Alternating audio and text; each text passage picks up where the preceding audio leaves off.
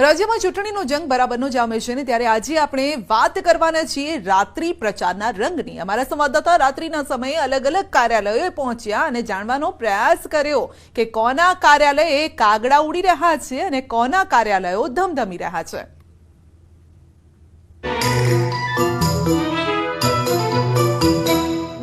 આહાહાહા, ગરમ ગરમ ભજીયા જુઓ તો ખરા। ઘાણ પર ઘાણ ઉતરી રહ્યા છે। ભજીયા તો એવા તળાઈ ગયા છે કે જેને જોતા જ મોંમાં પાણી આવી જાય। ભજીયાની સાથે ચટણી પણ જોરદાર, ચટાકેદાર।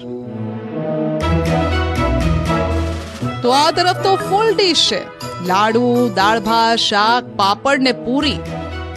આજ ભજીયા અને આજ ગુજરાતી થાળીનો સ્વાદ હાલ કાર્યકર્તાઓ માણી રહ્યા છે ગુજરાતમાં। કારણ કે ભાજપ હોય કે કોંગ્રેસ કે પછી આમ આદમી પાર્ટી, તમામ ઉમેદવારો અને તેમના સમર્થનમાં લાગેલા ધારાસભ્યો, સ્થાનિક નેતાઓએ હાલ કાર્યાલયો ધમધમતા કર્યા છે અને આ કાર્યાલયો પર રાત્રે કંઈક હાલ આવો જ માહોલ જામે છે।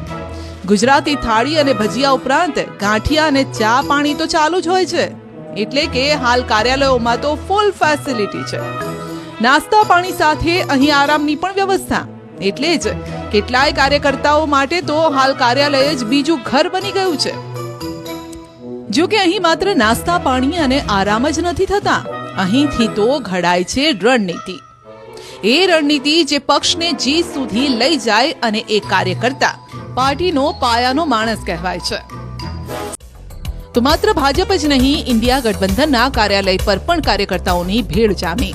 કાર્યકર્તાઓ ડુંગળી મરચા સાથે ભજીયા તેમજ વડાનો સ્વાદ માણતા જોવા મળ્યા। ભાજપ લીડ કેવી રીતે વધારે તેના પર ભાર મુકાયો, તો બૂથ લેવલે ભાજપના ગઢમાં કેવી રીતે ગાબડું પાડવું તેની રણનીતિ કરતા કાર્યકર્તાઓ જોવા મળ્યા। પાટણમાં કોંગ્રેસના ઉમેદવાર ચંદનજી ઠાકોરના ઘરે જ કાર્યાલય બનાવાયું છે, જ્યાં રોજ રાત્રે કાર્યકર્તાઓ એકઠા થાય છે। બીજા દિવસે શું કામ કરવાનું છે તેનું પ્લાનિંગ આગલી રાત્રે જ થઈ જાય છે અને આ અંગે ચર્ચાઓ પણ ચાલે છે।